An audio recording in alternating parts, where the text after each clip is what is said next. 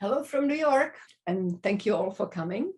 I'm Suzanna Halsey, the event producer of the Czechoslovak Society of Arts and Sciences in New York, aka SVU. Our events promote Czech and Slovak intellectual and cultural history, usually at the Bohemian National Hall on Upper East Side in Manhattan. We are very happy to be collaborating with our friends at Sokol organization to celebrate the extraordinary life of an extraordinary woman, Marie Provazníková. If you have any memories or stories related to Marie Provazníková and would like to share them, write them in the chat box or share them in a Q&A or write them to us in email or record them on your iPhones. We have a very rich program today, 15 speakers. So now it is my greatest pleasure to introduce two directors / moderators of today's event. You will first hear from Anna Polesny, my SVU colleague and an accomplished artist, but most of all, a granddaughter of Marie Provazníková. Petr Dudek, a radio journalist in charge of special broadcast at the Czech radio, is joining us from Prague. He's also the author of two excellent radio plays, Sletem Sokolím, about Provazníková's life on the background of the historic events in Czechoslovakia in 1948 and 1968, which we will touch upon during the program. So without further ado, please, let's begin and take it away, Anna. Thank you so much, Susanna. And thanks for all of you who have joined us this afternoon. Discovering my grandmother, Baba, in creating this tribute has been a real pleasure with many challenges. Until the age of 8, when my grandmother was in New York and we joined her from West Pakistan, I had little consciousness of her.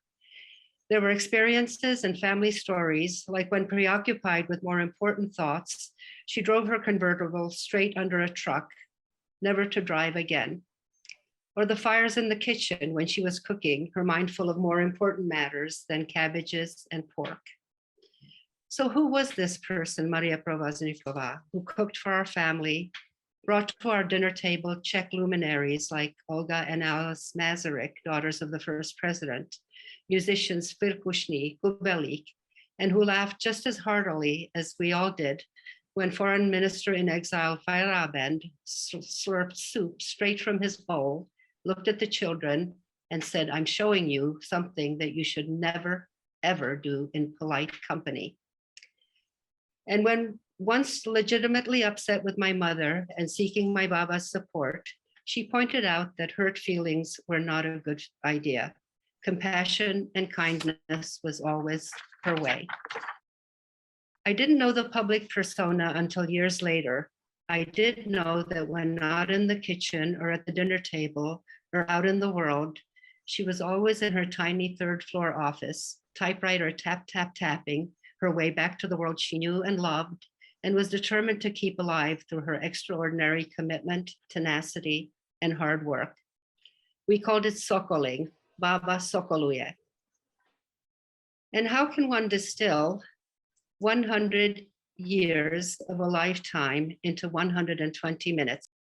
Researching across 3 continents, contacting writers, historians, journals, colleagues, scholars, friends, and family, I was inundated in a loosely connected collection of documents, facts, photos, film clips, letters, opinions, tapes, impressions, stories, and memories, both professional and personal.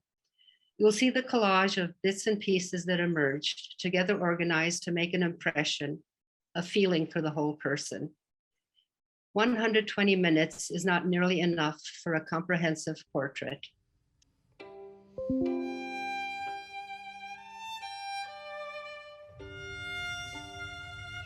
Finally, why did she leave her beloved homeland, never again to return? What were the circumstances of our displacement from place of birth to a new world, a new continent, a different life? And why has Czech and gymnastic history essentially forgotten someone who once was internationally so highly regarded? Let's begin this Zoom collage in the middle of her story.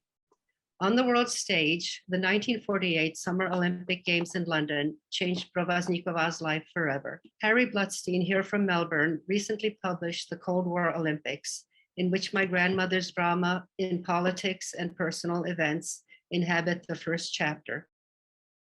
48 Olympics were the first post-war Olympic Games. They came at a critical time of the Cold War.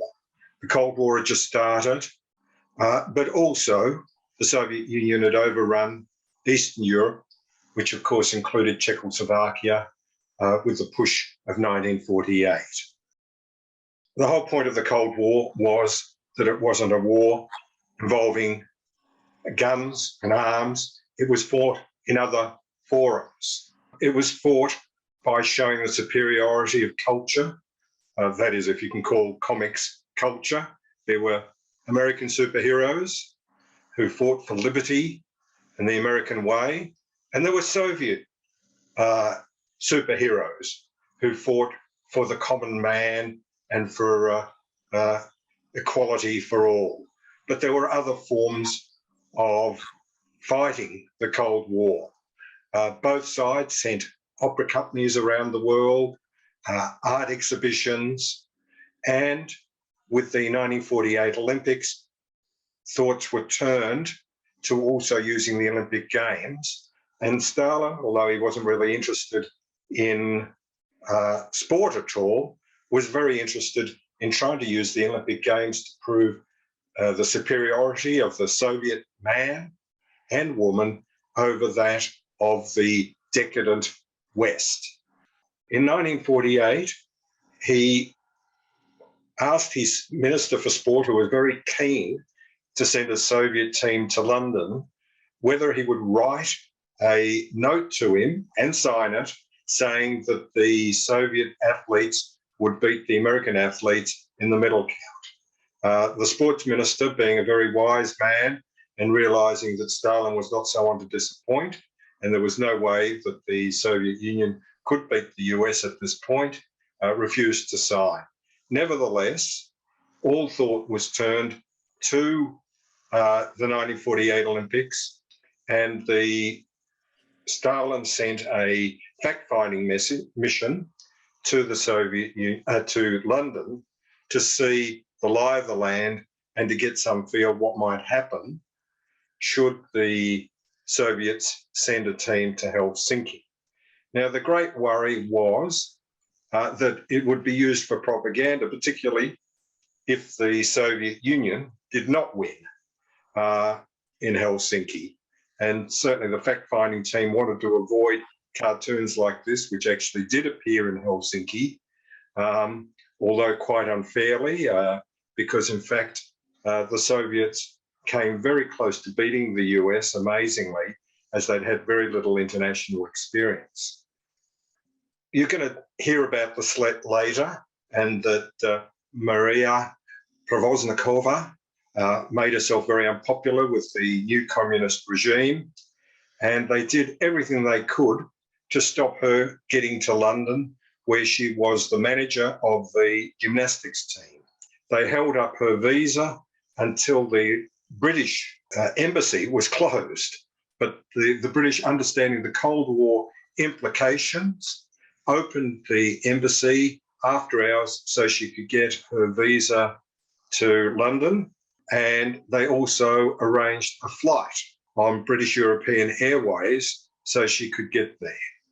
When she arrived in London, she discovered that she was being followed, which of course is all the way things were done in the Cold War, because she was very much distrusted.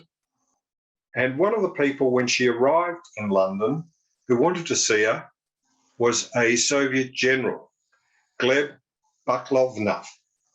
And he was there in London as part of the fact-finding mission to find out how well Soviet athletes would go against the Western athletes in '52. But he was also there because he needed to get Soviet federations in various sports signed up to the international federations. And in this regard, he wanted to speak to Provazníková because she was the vice president, I think it was, but I might be corrected there, of FIG, the Gymnastics Association. She had no interest in kowtowing to a Russian general, and never turned up for the meeting. And this was certainly a sign that she was not going to be a very supportive of the communist regime, either in Czechoslovakia or their Soviet overlords. So now let's just go to the competition itself. On the plane over to London was Maria was in the company of the Czech team, the gymnastics team, and sadly, Alicia Misakova became ill. She had a bit of a headache, and when she went to the doctor, she was in London, she felt worse, and she was diagnosed with polio, which of course was endemic at the time.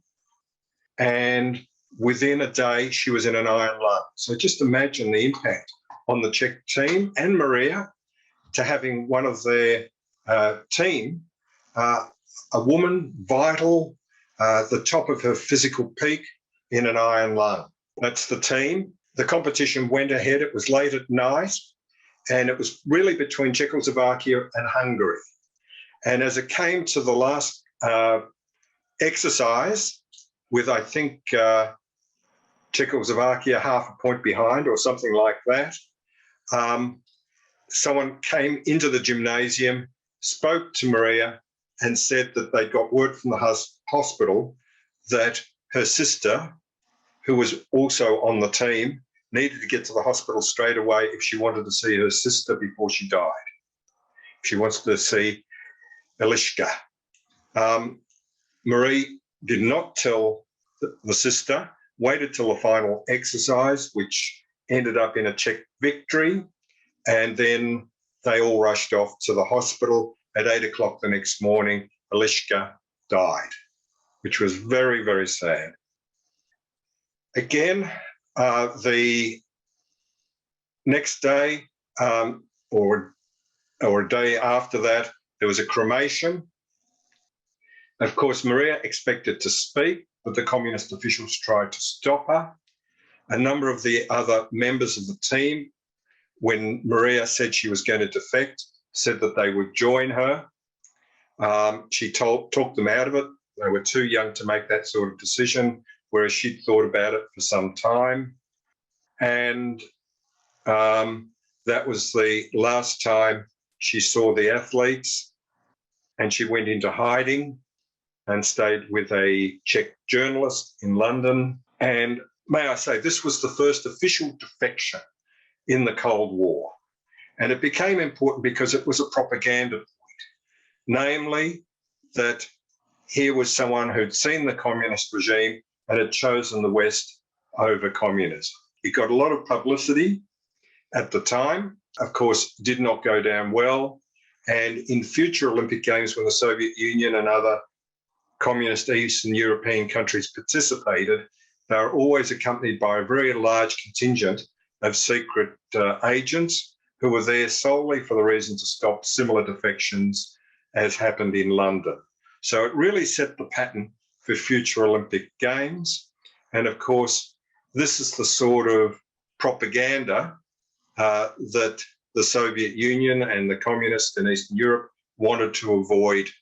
And this cartoon is, in fact, from 1948.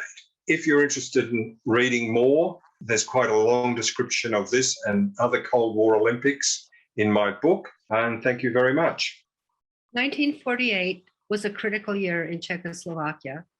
The first post-war Sokol Slet took place soon after a communist putsch in a downtrodden, war-weary Prague.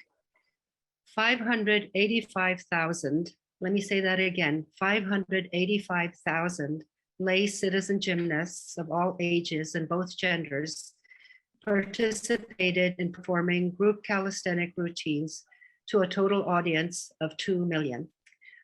For your understanding of the joyful, celebratory enormity of this Slet, I've put together a few video clips of participants, men, women, seniors, teens, children, joining together from far reaches of the nation in cooperative movement. The quality is questionable, but it'll give you a sense of what people did, how it was age appropriate, and and what it looked like, because I know that I myself have seen these black and white photos until I saw a video online, one that we actually should share with you. It's just a very big and moving event. So here we go. Here are the men entering the field. Symbol nezlomnosti, naděje a odhodlání.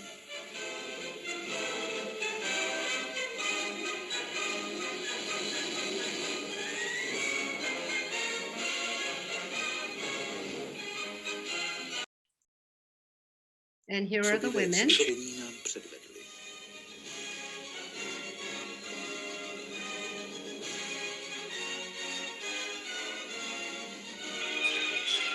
They come from all reaches of the nation. In fact, here are the young women.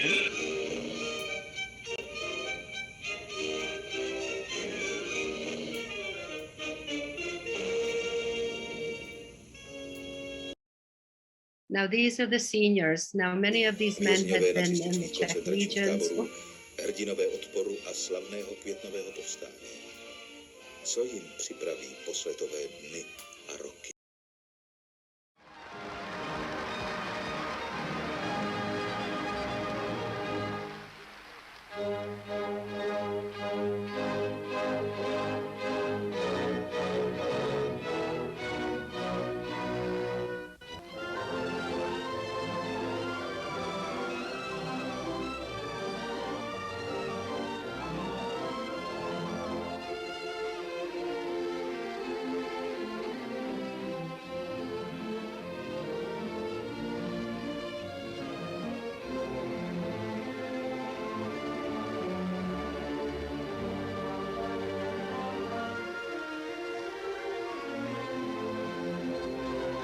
At the end of the performance, or the days of performance, 150,000 of these citizens in that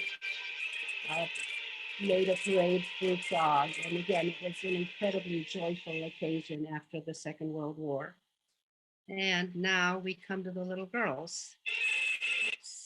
What's wrong one? Okay.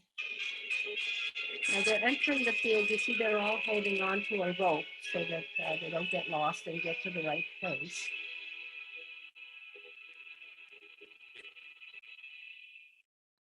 And here, appropriate to children, the boys and girls, they're being little bears who are dancing.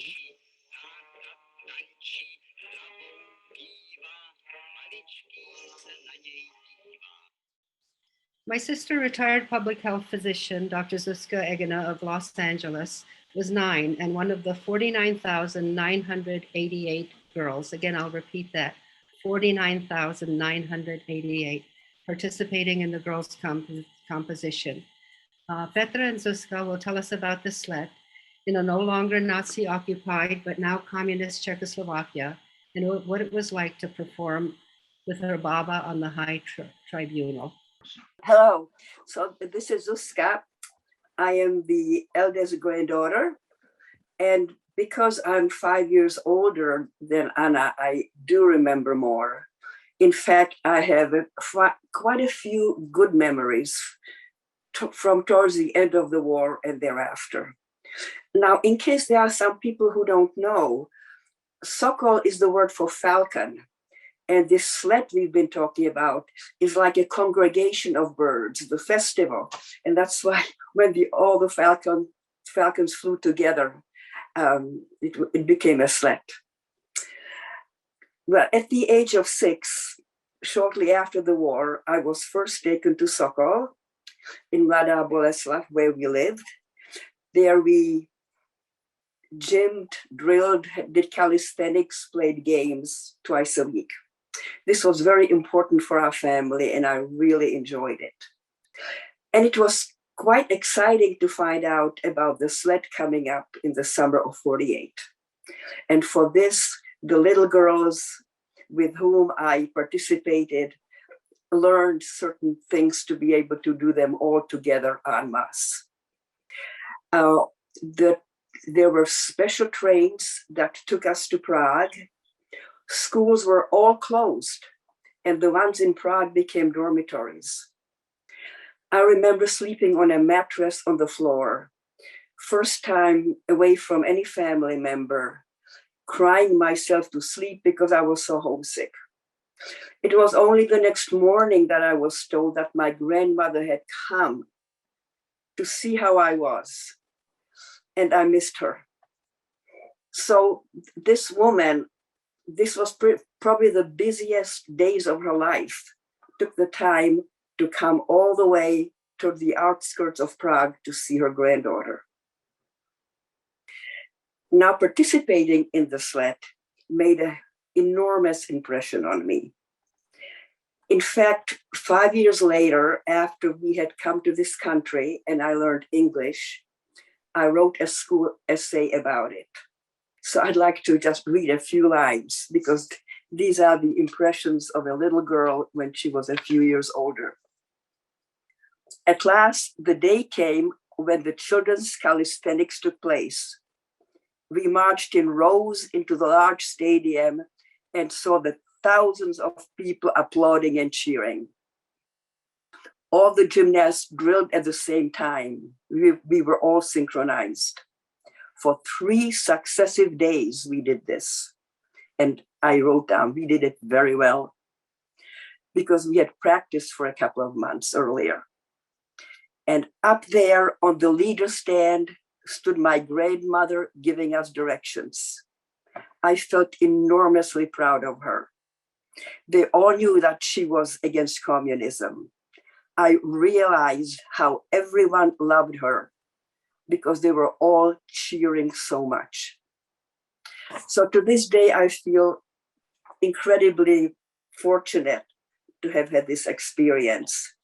And this event certainly remains indelible in my memory. Hello from Prague.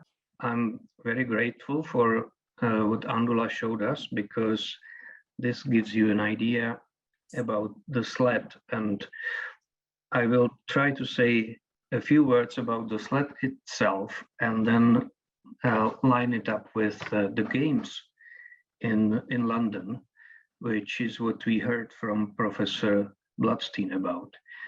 The Slet was enormous, and we should not forget that there were 2 organizations which joined quite surprisingly in organizing the Slet, and that was, of course, the Sokols, who were waiting for that big occasion, and the Communist Party, because the communists who orchestrated the putsch in February 1948 were keen to show the world and the citizens of Czechoslovakia that life goes as normal.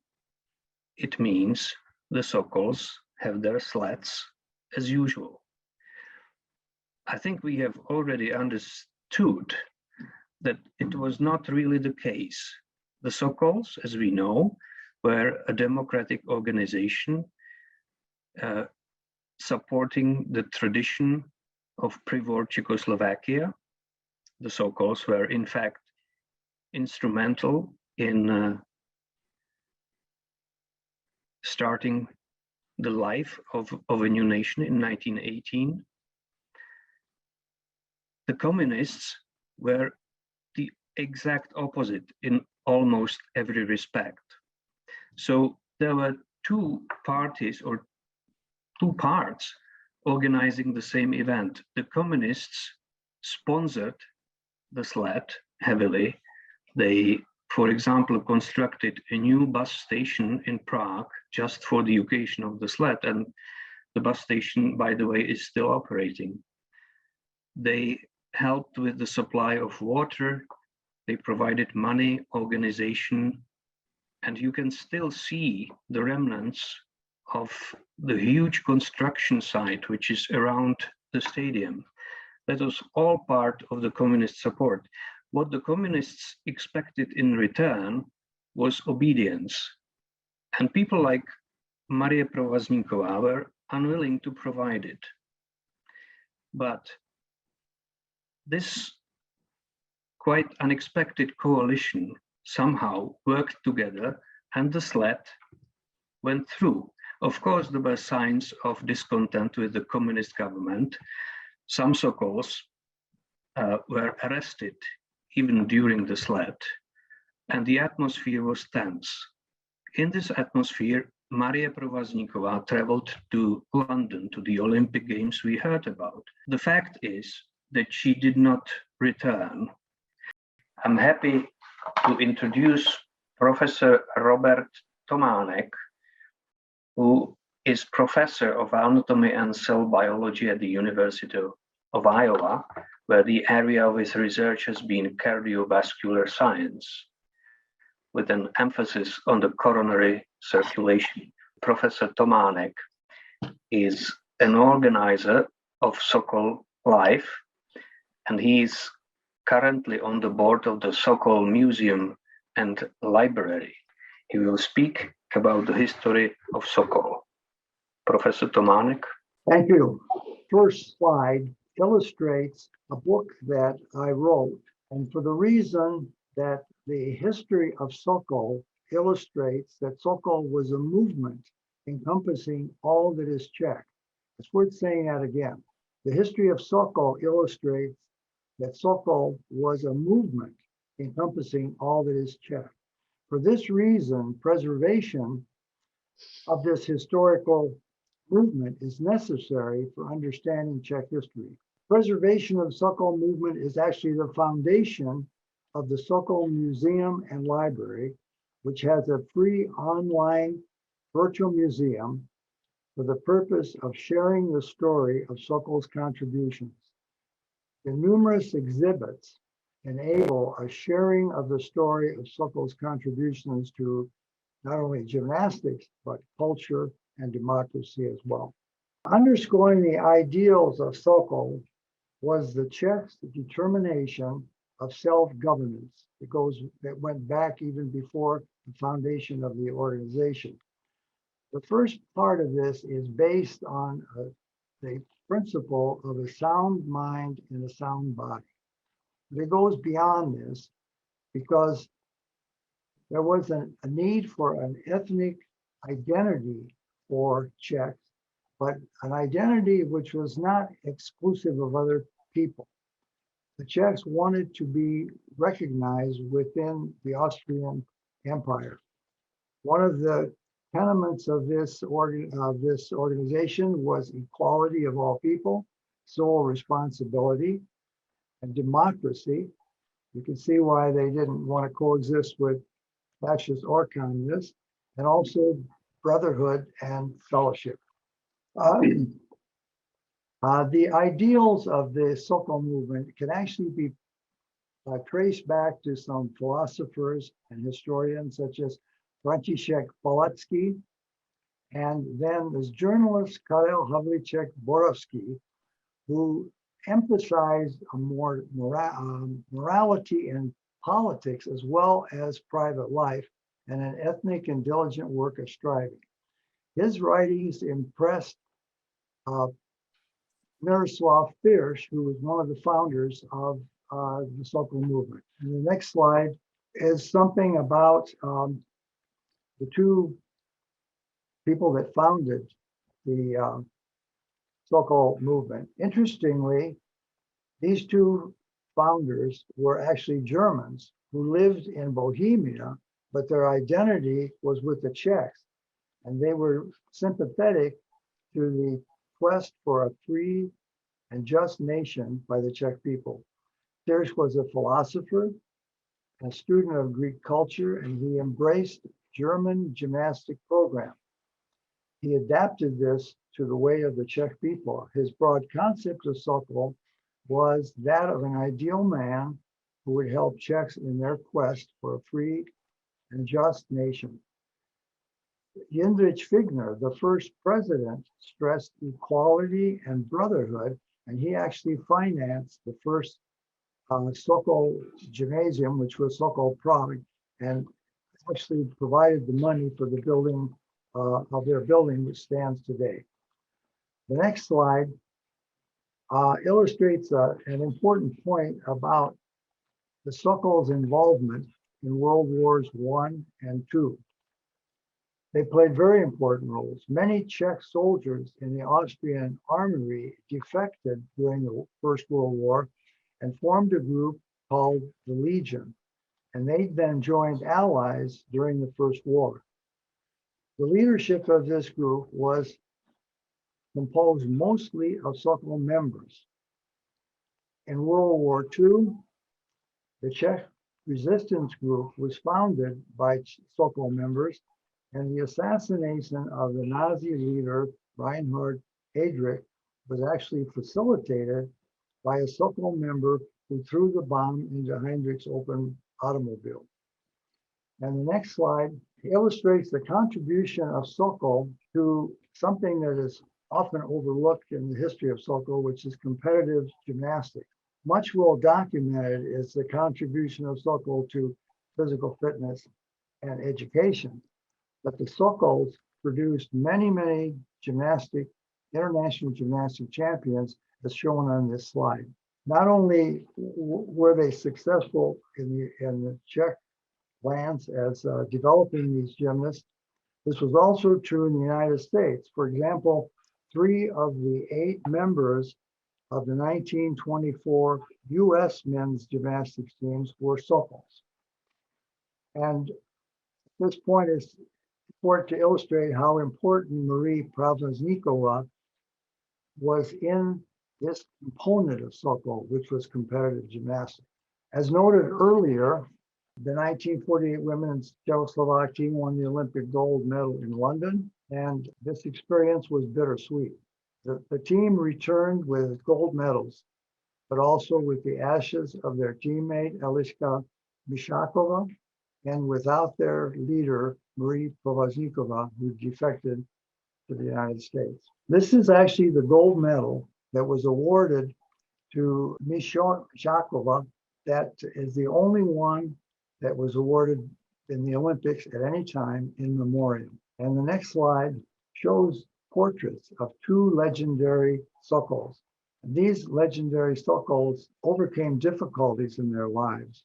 Eloš Hudec, shown on the left here, suffered polio during his youth, but became an international acclaimed gymnast who won the rings event in the 1936 Olympics and also in 2 world championships.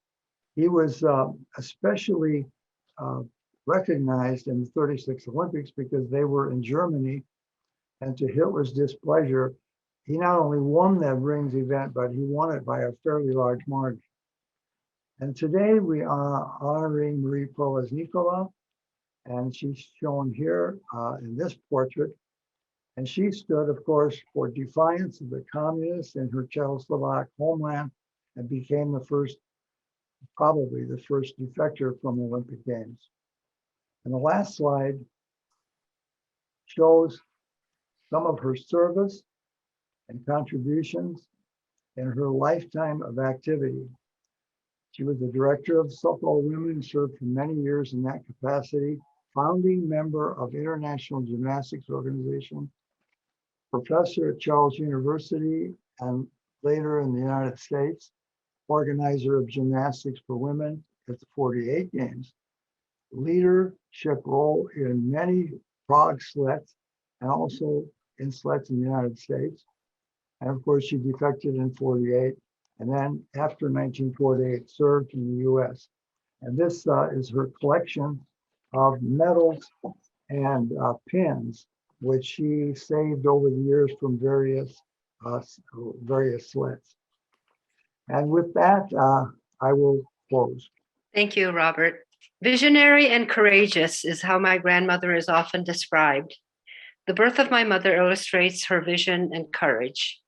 Delivering a tiny premature infant, all in family and Catholic community advised the young mother to have her baptized immediately, ensure a place in heaven. The baby was sure to die. It was early January, and the 20-year-old viscerally, intuitively knew that the cold, damp stone cathedral would lead to her precious Alenka's death. In 1911, before incubators were widespread, against all the advice, she placed her baby in a warm oven. My mother lived 97 active and productive years. Among other achievements, she became the national giant slalom champion with her name on this trophy several times. The last time it was placed there was in 1938 when she was expecting my sister Zuzka. From Prague, Václav Šotola, a recently retired high school teacher from upstate New York, wrote his master's thesis, The Struggles and Development of Women's Sokol Movement, as illustrated by the life of Maria Provazníková. And Zuzka will tell us about Provazníková's early life, discovery of Sokol in gymnastics, rise to a leadership role in the organization, and the vision and courage leading her to the London Olympics.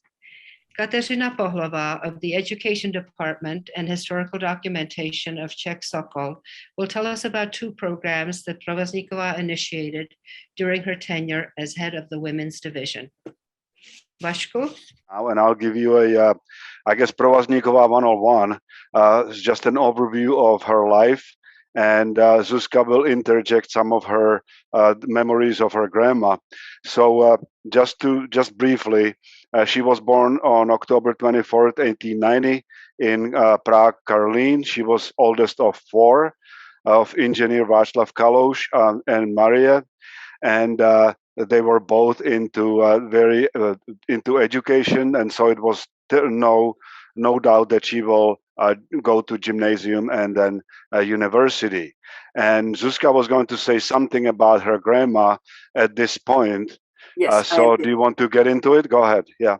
Sure. When during her old age, she used to come visit us in California so we wouldn't be alone for Christmas.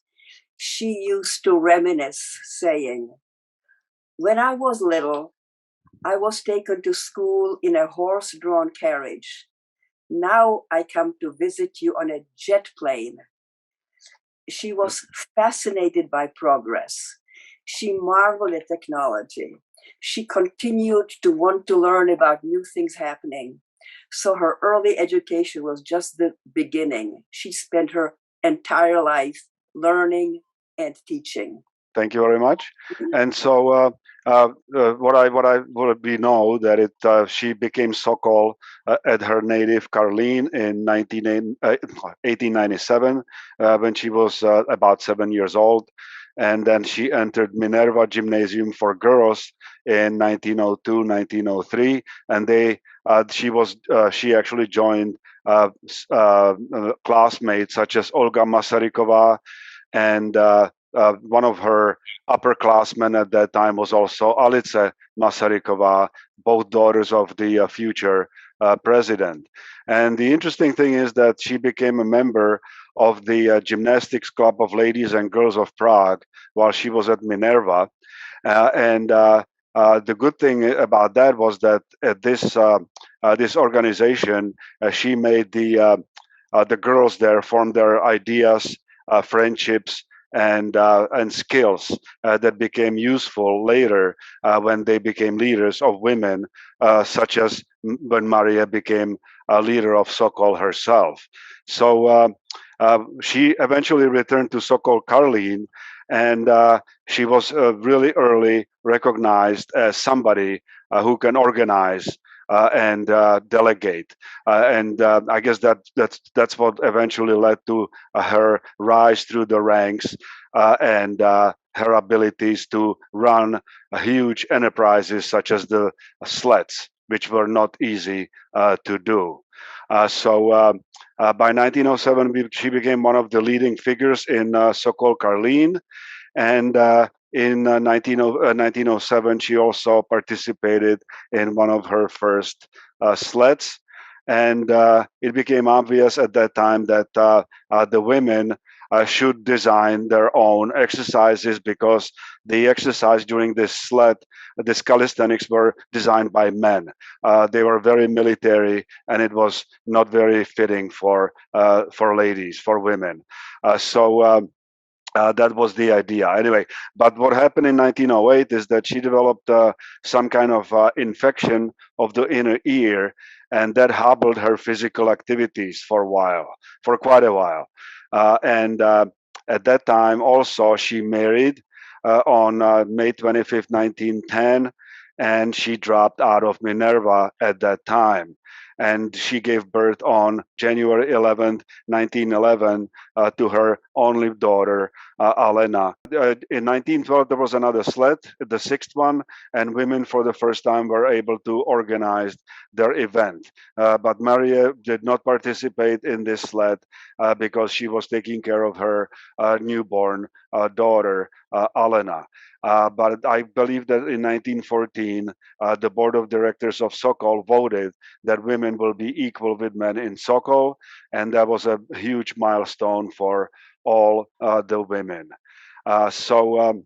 Moving on to First World War, František, her husband, was called for military service, and Maria was able to re-enroll in Minerva and graduated in 1914. And she graduated from the Minerva Gymnasium, but she also got credit for courses that she audited at Charles University in physical education. So what happened was that in June 1916, her and the men, some of the men that were coming from First World War, were able to petition the university to do their finals, and she was one of the people who graduated from the Charles University at that time. And she started to she did internship at Minerva Gymnasium, and then she became part-time gymnasium teacher at Minerva and at girls gymnasium in Smíchov. And by 1917, she became full-time at Smíchov. And so finally at this time, she had this dream, at least I had a feeling that she did, that she will become independent and she would be able to live on her own by herself if needed, and she could raise her daughter. And so she finally had the jobs to make this possible, okay? And in 1919, women were allowed to organize themselves in Sokol, and Milada Malá became the first national director of women, and Maria became the member of the technical committee and of the Sokol's women's, all right? And the interesting thing was that 1921, she visited Denmark and to study physical education. And when she was recounting to some of her classmates and teachers that they were sleds in Prague, in Czechoslovakia, that is, that in which 10,000 athletes participated, people found it hard to believe. They just could not believe that every little village and suburb of Prague could have girls and boys doing the same routine, and then they would meet on this huge place, and they would do it all together pretty flawlessly under the leadership of their leaders. So people could not believe it, that it can be organized, but it could be, and as we know. So in 1921, she became assistant professor of physical education at Charles University. 1924, she became full professor, and her other jobs included member of examination committee for physical education teachers and executive committee of Czechoslovak Sokol. So as Zuzka said, she was a pretty busy woman in her at that time, and as such, with her involvement in physical education and all these jobs, she had a lot of influence on women's Sokol and gymnastics in Czechoslovakia in general. And that's what Kateřina Pohlová will touch upon. Good evening, ladies and gentlemen, sisters and brothers. My name is Kateřina Pohlová, and I have been working in Sokol in Prague as a historian of Sokol. In Prague, Sokol has collections of archival documents and objects related to its activities. From this collection, I have selected photographs of two of Mary's great hobbies, summer camps and winter sports, for this presentation. The first person who concerned himself with summer camps in Sokol was Antonín Benjamin Svojsík. In the Czech Republic, he is known as the founder of the Czech branch of the Boy Scouts organization. He wanted to implement scout ideas, including camps under Sokol. Although Sokol did not want to merge with Scouts, it adopted the activities that were suitable for Sokol, namely camping. The interest in summer camps spread to the various units. By 1948, camps were so common in Sokol that they even made their way into the juniors lineup at the Slet, as you can see in the picture. Shortly after the First World War, Marie Provazníková bought a tent and went with her daughter and other Sokol women to Sázava River. The Scouts, including Svojsík himself, showed her how to camp. When Marie gained this new experience, she began organizing the training of girls to become camp leaders and spread their skills in the units. The first training camp was held for 14 days in 1929 near Vltava River. The photo album from which these pictures are taken is called The First Year in Our Own. The album shows a place where they did ideal conditions for camping away from other people and where they went regularly every summer. Interestingly enough, preserved in the album are dried flowers, probably picked at the camp. I recently interviewed a Sokol woman born in 1917. She was also at a camp with Marie. She recalled how they held night watches, played games, had lectures on health or Sokol history, went on trips, organized races, and made sure everything ran smoothly in the camp. In 1939, Marie published a very handy and detailed book about camping, which she wrote for adolescent girls and women because her camps were for girls only. In one review, she faced a reproach that the book could have been written for both women and men, as the information in it relates to camping without distinction of gender. In Sokol, camping became a part of civil defense education. Even Marie Provazníková approached camping in this way, and it was her again who organized courses in civil defense education under Sokol and wrote articles on this topic. This photo from Tyr's house was taken during one of such courses. Maria recommended to have gas mask also in camps. But that's another chapter we could concentrate it on, so maybe next time, because now winter is coming. Skiing in Sokol began in an unorganized way in the 19th century. And once again, it was Marie Provazníková herself who was instrumental in establishing a Sokol school for the education of the training staff who would spread skiing further to Sokol units. Most of the photographs I show here are from the second ski races of Sokol in the Krkonoše Mountains in 1928. In her article for the Yas magazine, Maria recalled that when she traveled to these races, she was late to jump off the train and had to walk from the next train stop. Maria was introduced to skiing by a Sokol group from Karlín. Despite her initial frequent falls in the snow, she was captivated by skiing and decided that skiing should be done properly in Sokol. That is to say, to start by educating the training staff. At the beginning of 1927, Maria herself writes that 1926 was the turning point where ski racing and ski jumping became part of the sled competitions, and since then, the interest in skiing grew in various Sokol units across the country. Apart from skiing, Marze also methodically applied herself to ice skating. She wrote articles on how to create an ice rink at the Sokol Hall. She described how exercises could look like on the ice and listed games that could be played on its surface. In her book, To byl Sokol, she recalls how she also took her daughter Alena skiing. Along with her, she often brought other children of the same age whose parents could not ski.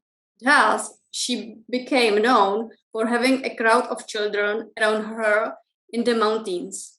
Alena became a skilled skier. She went on to win several races. One time, Maria went looking for a place to stay overnight, but the usual cottage was already full.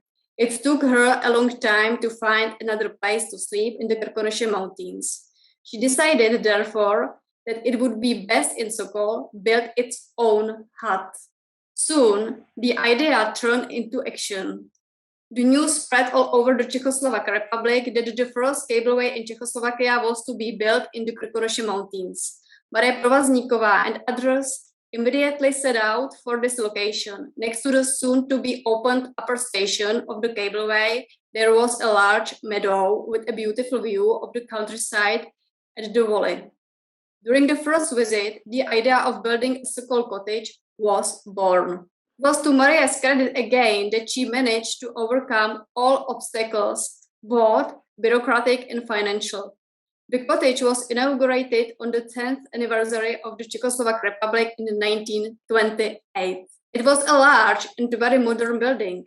After the Communist Party took over in 1948, the building was taken away from its original owners.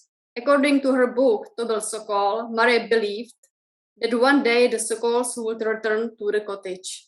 They did, but unfortunately, the cottage was sold after the Velvet Revolution, fell into disrepair, and has been recently torn down. Not to end on a sad note, the cottage has not survived present times, but the Sokols continue to attend ski courses even 100 years since the first ski school, which was also established thanks to Marie Provazníková. In 1930, Milada Mala resigned as the National Director of Women, and in 1931, Maria became the second and last National Director of Women. I said last in free Czechoslovakia, so before the 1948 takeover, and she led the Slet at 41, 9 Slet in 1932 at the age of 41. 1938, she introduced the Ray, which is romp or whirl, which means that the girls were doing very seemingly disorganized exercises, but they knew what they were doing. It only looked as an organized mayhem, but it was all planned, and it was a huge hit with all the spectators. And so that was the last Slet in free Czechoslovakia. The 11th one, of course, was put on in 1948 after the takeover of Czechoslovakia by communists. So then she had to take a break because in 1939, Second World War, Maria was forced to retire at 50. It was a German thing, and so she was jobless. And in 1941, Sokol was dissolved by the authorities that oversaw the Protectorate of Bohemia and Moravia. And that brings me to the war years when she became the designated survivor. A lot of Sokol leaders were either killed or in jail by the Nazis, and so she became one of the people who was encouraged to try to stay out of trouble, and she did, so she was also encouraged by Alena, her daughter, and other Sokol leaders to get out of Prague, maybe. So she kept low profile, and she moved to her daughter's summer residence in Moravia, which is called Rendlíček, and that's where she stayed out of sight, and she made it through the Second World War. And now Zuzka, I believe, will talk a little bit about Rendlíček, which is the summer residence. It was because of her leadership and organizational skills that she was actually designated by the other Sokols to become the so-called designated survivor. Her role was to re-establish Sokol after the war ended. So again, to keep a low profile, she stayed at our country cottage. But of course, she kept in touch with the underground.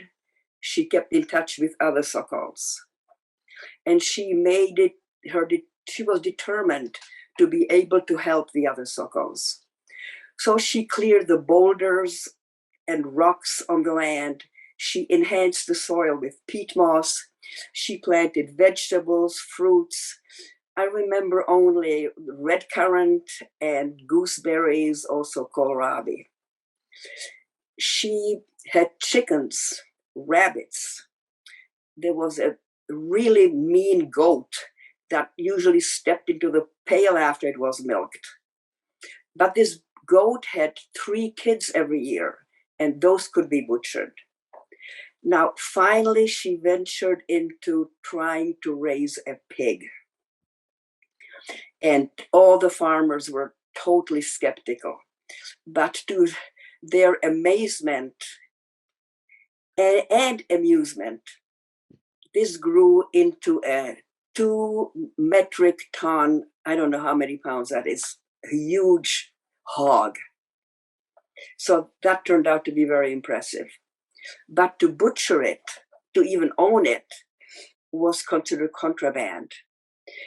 But again, she had help from underground people, from other Sokols, from some of the local farmers to butcher it, put it into rubber bags, and transport it through luggage, suitcases, boxes, on bicycles, trains, buses, to needy people and to family.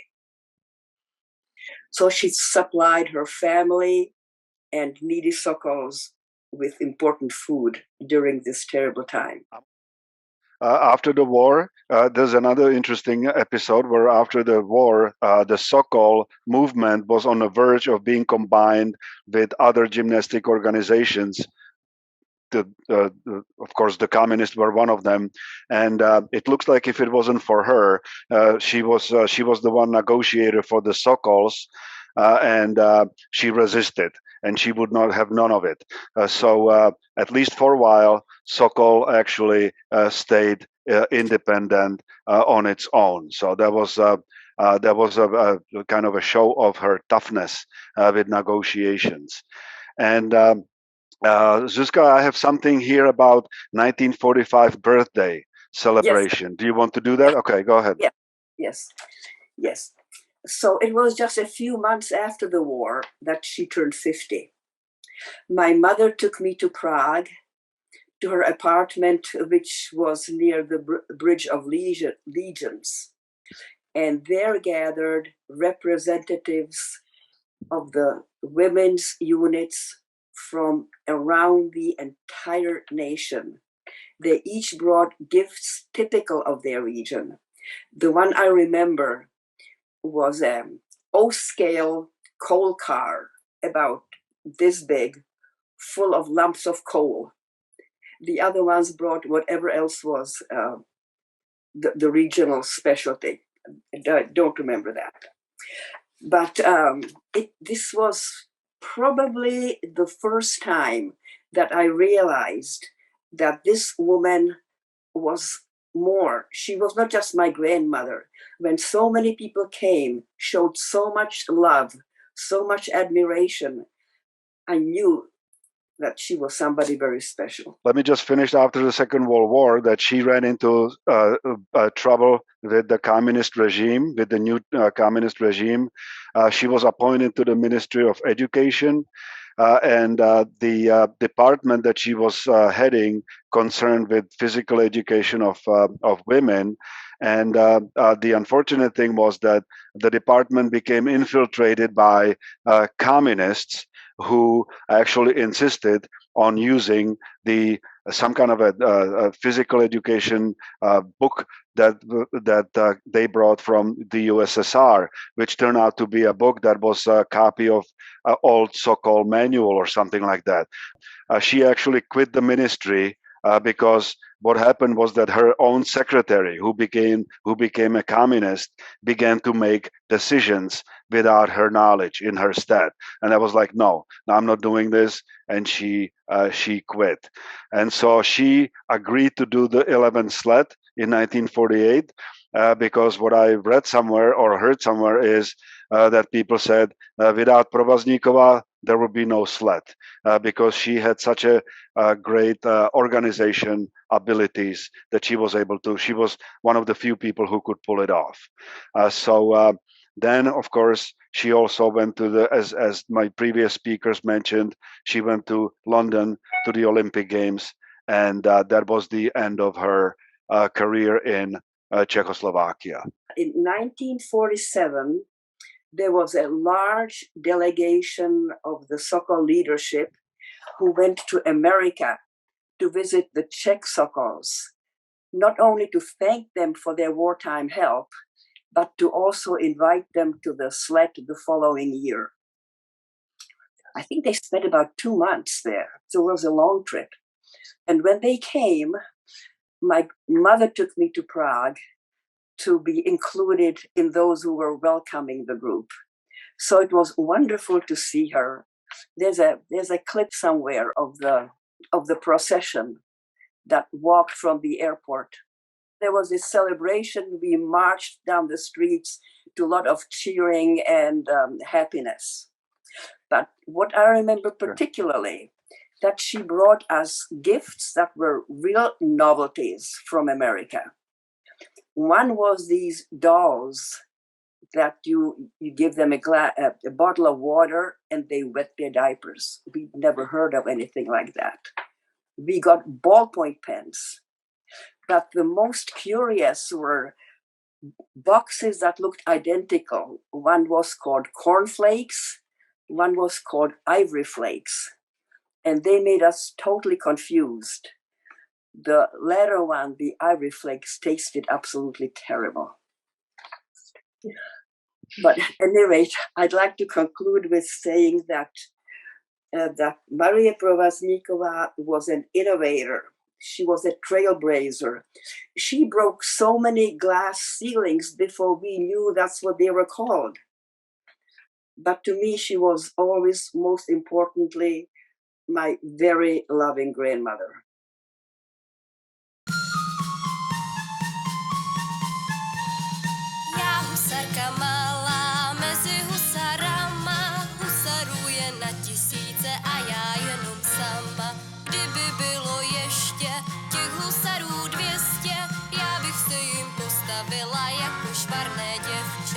This was a folk song that she loved to sing to herself when she was feeling really low. In the photograph, it's one of my favorite ones of her. As you can see, she's on the left and the only woman, but in a leadership position at that point. And she continued to rise in the organization.